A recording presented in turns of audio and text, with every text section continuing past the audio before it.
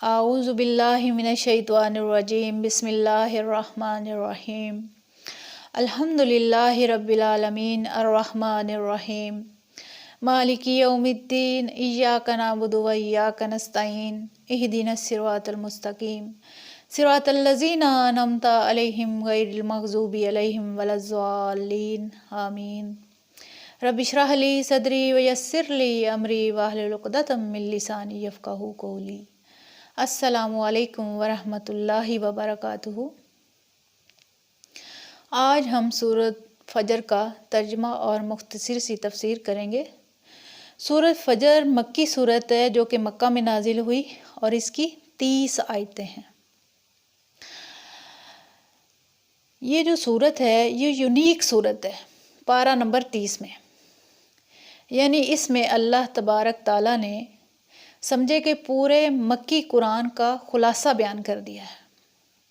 تو ہو سکتا ہے آج ہمارا لیکچر ہے وہ لمبا بھی ہو سکتا ہے، تو کوئی بات نہیں، دنیا کے کاموں سے ٹائم نکالیں اس قرآن پاک کے لیے۔ بسم اللہ الرحمن الرحیم۔ والفجری، قسم ہے فجر کی، ولیال عشر، اور 10 راتوں کی۔ اس میں اکثریت کا موقف یہ ہے کہ ان 10 راتوں سے مراد ذی الحجہ کی پہلی 10 راتیں ہیں۔ اس کی سپورٹیو وہ بخاری کی حدیث بھی ہے کہ نبی صلی اللہ علیہ وآلہ وسلم نے فرمایا کہ ذی الحجہ کے پہلے 10 دنوں میں کیے ہوئے اعمال کا مقابلہ کوئی اور عمل نہیں کر سکتا۔ تو صحابہ کرام نے پوچھا کہ یا رسول اللہ صلی اللہ علیہ وآلہ وسلم، کیا اللہ کی راہ میں قتال کرنے سے بھی افضل ہے اس مہینے میں نیکی کا کام کرنا؟ تو آپ صلی اللہ علیہ وآلہ وسلم نے فرمایا ہاں، قتال سے بھی افضل ہے، ہاں مگر کوئی قتال کرنے اور اس دوران اس کی جان مال سب ضائع ہو جائیں کہ وہ لوٹ کے واپس نہ آئے، تو ایسا شخص عمل میں اوپر جا سکتا ہے۔ صرف قتال کرنے والا بھی بندہ اس 10 دنوں میں کیے ہوئے اعمال کرنے سے بڑھ نہیں سکتا۔ انہیں 10 دنوں میں اللہ تعالیٰ نے حج بھی رکھا ہوا ہے 9 ذی الحجہ کو، اور جو پھر بندہ حج کے لیے نہ جائے تو اس کے لیے عرفہ کا روزہ بھی ہے۔ اس کے علاوہ تکبیرات بھی ہیں، اور 10 ذی الحجہ کو اللہ تعالیٰ نے قربانی کا دن رکھا ہے جس میں اللہ کے لیے خون بہانا ہے۔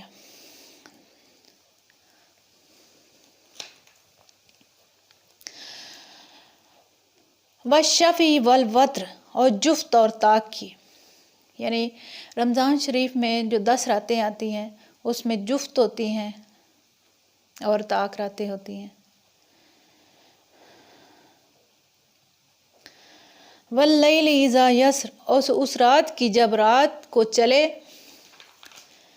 حل فی ذالک قسم لذی حجر، ہے ان چیزوں کی قسم پوری عقل مندوں کے واسطے، یعنی یہ قسمیں معمولی نہیں ہیں، یہ عقل مند لوگ سمجھ سکتے ہیں کہ تاکید کلام کے لیے ان میں سے ایک خاص عظمت وقت پائی جاتی ہے۔ الم تر کیف فعل ربک بعاد، تو نے نہ دیکھا کیسا کیا تیرے رب نے عاد کے ساتھ۔ ارم ذات العماد، جو ارم میں تھے بڑے ستونوں والے۔ عاد جو ہے یہ ہود علیہ السلام کی قوم تھی جو اونچے ستونوں والے تھے۔ شداد کی جنت تو مشہور ہے، آپ کو پتہ ہے، اس نے جنت بنائی تھی، اب تو وہ اس کے کھنڈرات بھی عرب میں نکلے ہیں بڑے بڑے ستونوں کے۔ تو اس نے ستون کھڑے کر کے اس پہ پوری بلڈنگ کھڑی کی تھی۔ تو اللہ تعالیٰ فرماتا ہے کہ ہم نے سب کچھ الٹ کے رکھ دیا جب عذاب آیا قوم عاد کے اوپر۔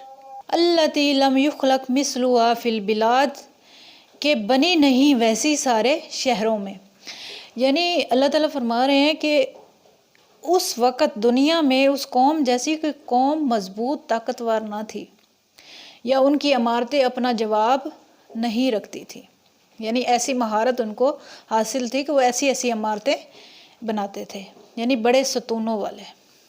وَثَمُودَ الَّذِينَ جَابُوا الصَّخْرَ بِالْوَادِ، اور سمود کے ساتھ جنہوں نے تراشا پتھروں کو وادی میں۔ قوم عاد کے بعد قوم سمود جو حضرت صالح علیہ السلام کی قوم تھی، اللہ تعالیٰ فرماتا ہے کہ وہ تھے کہ جنہوں نے چٹانوں کو کاٹ کے گھر بنایا کرتے تھے وادیوں میں۔ یہ آج بھی موجود ہیں، آج بھی ان کے کھنڈرات موجود ہیں، لیکن جب اللہ کا عذاب آتا ہے تو کون بچ سکتا ہے؟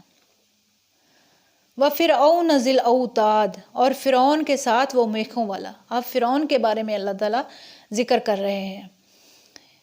پہلے عاد کے بارے میں اللہ تعالیٰ نے بتایا، پھر اس کے بعد سمود کے بارے میں، اب اللہ تعالیٰ فرعون کے بارے میں۔ ان تینوں کے حوالے سے اللہ تعالیٰ فرما رہے ہیں الَّذِی طَغَوْا فِی الْبِلَادِ، یہ سب تھے جنہوں نے سر اٹھایا یعنی سرکشی کی ملکوں میں۔ فَأَكْثَرُوا فِیہَا الْفَسَادَ، پھر بہت ڈالی ان میں خرابی۔ فَصَبَّ عَلَیہم رَبُّکَ صَوْتَ عذاب، پھر پھینکا ان پر تیرے رب نے کوڑا عذاب کا۔ قوم عاد کے بارے میں قرآن پاک میں آتا ہے کہ قحط پڑ گیا۔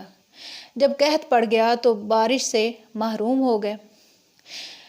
بڑے ہی عرصے کے بعد اللہ تعالیٰ نے ایک بادل بھیجا، یہ ساری کی ساری قوم اس کے نیچے جمع ہوگی کہ اب بارش برسے گی، لیکن اس سے آگ برسی اور سب برباد ہو گئے۔ اسی طریقے سے قوم سمود پر بھی عذاب آیا اونٹنی کو قتل کرنے کی وجہ سے، اور پھر فرعونیوں پر عذاب آیا، ان کو سمندر میں غرق کر دیا۔ اللہ تعالیٰ فرماتا ہے کہ سب کو اللہ کے عذاب کا کوڑا پڑا۔ ان ربک لبالمرصاد، بے شک تیرا رب لگا ہے گھات میں۔ اللہ اکبر۔ جیسے یہاں پر بھی لوگ غصے میں جب آتے ہیں تو کہتے ہیں کہ میں نے تمہاری بات نوٹ کر لی ہے، جب موقع ملا تو میں تمہیں دساں گا۔ تو یہاں پر اللہ تعالیٰ کے بارے میں خود اللہ تعالیٰ بتا رہا ہے کہ میں تو مجرموں کی تلاش میں ہوں کہ ان کو رگڑا لگاؤں گا، لیکن وہ اللہ کی تقدیر میں ہے کہ کسی کو دنیا میں عذاب دے گا اور کسی کو موت کے وقت، تو سب کو یہ عذاب آنا ہے سوائے اہل ایمان کے، اور آخرت کا جو عذاب ہے وہ تو باقی ہے۔ فَأَمَّا الْإِنسَانُ إِذَا مَا ابْتَلَاهُ رَبُّهُ فَأَكْرَمَهُ وَنَعَّمَهُ، سو آدمی جو چاہے جب جانچے اس کو رب اس کا، فَأَكْرَمَهُ وَنَعَّمَهُ، پھر اس کو عزت دے اور اس کو نعمت دے، فَيَقُولُ رَبِّي أَكْرَمَنِ، تو کہے کون؟ وہ آدمی، ربی اکرمن، میرے رب نے مجھ کو عزت دی۔ یعنی نعمتیں ملتی ہیں، خوشیاں ملتی ہیں تو انسان کہتا ہے کہ میرے رب کا بڑا فضل ہے۔ جیسے کہ آج کل وہ فلمی ایکٹریس جو ہوتی ہیں وہ کہہ رہی ہوتی ہیں کہ میری فلم کامیاب ہوگی، اللہ کا بڑا فضل ہے، اور سمگلر بھی کہہ رہے ہوتے ہیں کہ اللہ کا بڑا کرم ہے کہ اس نے کھلی روزی دی ہے، حالانکہ حرام کی روزی تھی۔ انسان کی یہ عادت ہے کہ جب اس کو خوشی ملتی ہے یا کوئی کھلا رزق ملتا ہے تو وہ یہی کہتا ہے کہ اللہ تعالیٰ نے مجھ پر بڑا فضل کیا۔ تو اللہ تعالیٰ فرما رہے ہیں کہ انسان کی عادت ہے کہ جب ہم اس کے لیے اسے مبتلا کرتے ہیں، آزمائش کرتے ہیں رزق کھول کر، تو کہتا ہے بڑا اللہ کا کرم ہے، حالانکہ وہ اللہ کا کرم نہیں ہوتا بلکہ وہ آزمائش ہوتی ہے، کیونکہ الفاظ ہیں اذا مبتلاہ ربہ فاکرمہ ونعمہ فیقول ربی اکرمن، جب جانچے اس کا رب اس کو پھر اس کو عزت دے اور نعمت دے تو کہتا ہے میرے رب نے مجھ کو عزت دی۔ آگے اللہ تعالیٰ اس کے بارے میں فرما رہے ہیں جس کا اللہ تعالیٰ رزق تنگ کر دیتے ہیں، اس کی آزمائش کے بارے میں۔ وَأَمَّا إِذَا مَا ابْتَلَاهُ فَقَدَرَ عَلَيْهِ رِزْقَهُ فَيَقُولُ رَبِّي أَهَانَنِ، اور وہ جس وقت کے اس کو جانچے پھر کھینچ کرے یا تنگ کرے اس پر روزی کی، فَيَقُولُ رَبِّي أَهَانَنِ، تو کہتا ہے میرے رب نے مجھے ذلیل کیا۔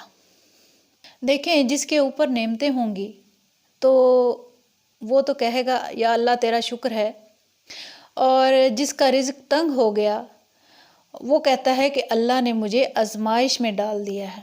لیکن اللہ تعالیٰ اس سے میسج دینا چاہتا ہے کہ رزق ملنا، اس پہ خوش ہونا اس کی خام خیالی ہے، اس کو دے کے آزمایا ہے، اور جس سے لے لیا ہے اس پر اس کا پریشان ہونا بھی اس کی خام خیالی ہے، اس سے لے کر آزمایا ہے۔ اصل میں تم اس طرف جاؤ کہ یہ دونوں کے لیے آزمائش ہے۔ اس لیے نبی صلی اللہ علیہ وآلہ وسلم کی حدیث ہے کہ بخاری اور مسلم میں کہ اے اللہ محمد اور آل محمد کو اتنا ہی رزق دینا کہ ان کی روح اور جسم کا رشتہ برقرار رہے۔ بخاری اور مسلم میں حدیث ہے کہ اماں عائشہ کہتی ہیں کہ حضور صلی اللہ علیہ وآلہ وسلم کی وفات تک ہماری حالت یہ تھی کہ بعض اوقات 1 مہینہ اور بعض اوقات 2 مہینے، بعض اوقات 3 مہینے تک گھر میں چولہا نہیں جلتا تھا، صرف 2 کالی چیزوں پہ گزارا ہوتا تھا، پانی اور کھجور پہ، میٹھے پانی کا پیالہ جو صبح اور شام پیا کرتے تھے۔ تو آپ سب اندازہ کریں، ایک دفعہ سوچیں، اندازہ کریں کہ اللہ کی محبوب ترین جو شخصیت ہیں انہوں نے کتنی فقر کی زندگی گزاری ہے۔ ہمارا اللہ تعالیٰ دے کے بھی آزماتا ہے اور اللہ تعالیٰ لے کے بھی آزماتا ہے۔ کلا بل لا تکرمون الیتیم، کوئی نہیں پر تم عزت نہیں رکھتے یتیم کو، یعنی اللہ تعالیٰ نے تمہیں مال دیا تو تم یتیم کا خیال ہی نہیں رکھتے۔ وَلَا تَحَاضُّونَ عَلَىٰ طَعَامِ الْمِسْكِينِ، اور تاکید نہیں کرتے آپس میں محتاج کو کھلانے کی، یعنی خود تو کیا دینا، تم دوسروں کو بھی یہ تاکید نہیں کرتے، یہ اصلاح نہیں کرتے کہ غریبوں کو، محتاجوں کو اور یعنی یتیموں کو کھانا کھلانا ہے۔ وَتَأْكُلُونَ التُّرَاثَ أَكْلًا لَمًّا، اور کھا جاتے ہو مردے کا مال سمیٹ کر سارا۔ تو آپ دیکھیں یعنی مردے کے حوالے سے جب باپ فوت ہوتا ہے تو باپ کے مرتے ہی جو بہنوں کو وراثت میں حصہ نہیں دیا جاتا، یہ تو اکثریت ہے۔ تو کبھی کبھار ایسا ہوتا ہے کہ بڑے بھائی جو ہوتے ہیں وہ سارا مال ہڑپ کر لیتے ہیں، سمیٹ کر رکھ لیتے ہیں۔ تو اللہ تعالیٰ فرما رہا ہے کہ کھا جاتے ہو مردے کا مال، یعنی وراثت کا جو مال ہوتا ہے سمیٹ کر سارا۔ وَتُحِبُّونَ الْمَالَ حُبًّا جَمًّا، اور پیار کرتے ہو مال کو بے تحاشا، یعنی جی بھر کر، یعنی مال کی محبت تمہارے دلوں میں ایسے گھر کر چکی ہے کہ تمہیں اندازہ ہی نہیں کہ تم کس کا مال کھا رہے ہو، کس کا حق کھا رہے ہو۔ اس کی محبت ہی تمہارے دل میں اتنی ہے کہ تمہیں نہ تو یتیموں کا خیال ہے، نہ ہی اپنے رشتہ داروں کا خیال ہے، نہ ہی اپنے قرابت داروں کا خیال ہے، نہ ہی مسکینوں کا خیال ہے۔ تمہارے دل میں اتنی محبت مال کی ہے کہ تمہیں اندازہ ہی نہیں ہے کہ تم کیا کر رہے ہو۔ اللہ تعالیٰ آگے فرما رہے ہیں کلا، ہرگز نہیں، یعنی کوئی نہیں، اذا دکت الارض دکن دکا، جب پست کر دیا جائے زمین کو کوٹ کوٹ کر، یعنی سب ٹیلے اور پہاڑ کوٹ کوٹ کر ریزہ کر دیے جائیں اور زمین صاف چٹیل میدان ہو جائے گی۔ وَجَاءَ رَبُّكَ وَالْمَلَكُ صَفًّا صَفًّا، اور آئے تیرا رب اور فرشتے آئے قطار در قطار، یعنی اللہ تعالیٰ اپنی شان کے مطابق اس دنیا پر تجلی کے ساتھ جیسے اس کی شان ہے اسی کے مطابق وہ آئیں گے، اور فرشتے جو ہوں گے وہ قطار در قطار حاضر ہوں گے، کھڑے ہوں گے۔ وَجِیَّ یَوْمَئِذٍ بِجَہَنَّمَ، اور لائی جائے اس دن دوزخ، یعنی اس دن دوزخ سامنے لا کے کھڑی کر دی جائے گی۔ یومئذ یتذکر الانسان وانیٰ لہ الذکریٰ، اس دن سوچے گا آدمی، کہاں ملے اس کو سوچنا، یعنی اس دن سوچے گا کہ میں نے جو اللہ کی نافرمانی کی یا اللہ کے عبادت کے بغیر دن گزارے، یا اس دن جو بھی اس نے برے کرتوت کیے ہوں گے یا برے کام کیے ہوں گے، اس دن سوچے گا تو اس دن سوچنے کا کوئی فائدہ نہیں ہوگا۔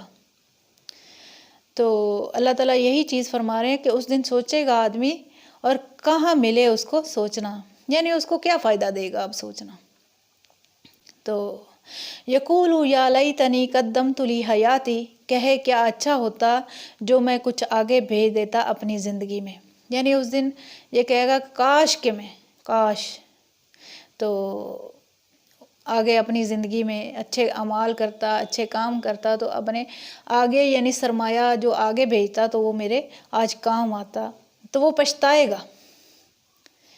فَيَوْمَئِذٍ لَا يُعَذِّبُ عَذَابَهُ أَحَدٌ، پھر اس دن عذاب نہ دے اس کا سا، یعنی اللہ تعالیٰ جیسا عذاب دے گا نا اس دن، اس جیسا عذاب کوئی نہیں دے سکتا، یعنی ایسا عذاب اللہ تعالیٰ اس کو دے گا۔ وَلَا يُوثِقُ وَثَاقَهُ أَحَدٌ، اور نہ باندھ کر رکھے اس کا باندھنا کوئی، یعنی اللہ تعالیٰ اس دن مجرموں کو ایسی سخت سزا دے گا اور ایسی سخت قید میں رکھے گا کہ کسی دوسرے کی طرف سے اس طرح کی سختی کسی مجرم کے حق میں بندہ کوئی سوچ بھی نہیں سکتا، ایسی سزا دے گا اللہ تعالیٰ۔ یا ایتھا النفس المطمئنہ، اے وہ جی جس نے چین پکڑ لیا، ارجعی الی ربک راضیۃ مرضیہ، پھر چل اپنے رب کی طرف تو اس سے راضی، وہ تجھ سے راضی۔ فادخلی فی عبادی، پھر شامل ہو جا میرے بندوں میں، وادخلی جنتی، اور داخل ہو جا میری بہشت میں۔ یعنی جو دنیا میں اللہ تعالیٰ کی رضا پہ راضی رہا، جو آزمائش اس کو جس آزمائش میں اللہ تعالیٰ نے اس کو ڈالا اس میں وہ کامیاب ہو گیا اور اللہ کی رضا پہ راضی رہا، اللہ کے احکامات کی پیروی کی اور ان کے راستے پر چلا، تو اللہ تعالیٰ کی رضا پہ راضی رہا، تو اس سے اللہ تعالیٰ فرمائے گا کہ تو مجھ سے راضی تو میں تجھ سے راضی، اور اب تو جا یعنی شامل ہو جا میرے نیک بندوں میں، یہ میرے، اور داخل ہو جا بہشت میں یعنی جنت میں۔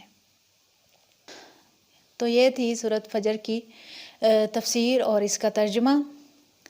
تو اللہ تعالیٰ سے دعا ہے کہ اللہ تعالیٰ ہمیں اس کو صحیح معنوں میں سمجھنے کی اور اس پر عمل کرنے کی توفیق عطا فرمائے، آمین۔ فی الحال کے لیے اجازت دیجیے گا، اللہ نگہبان۔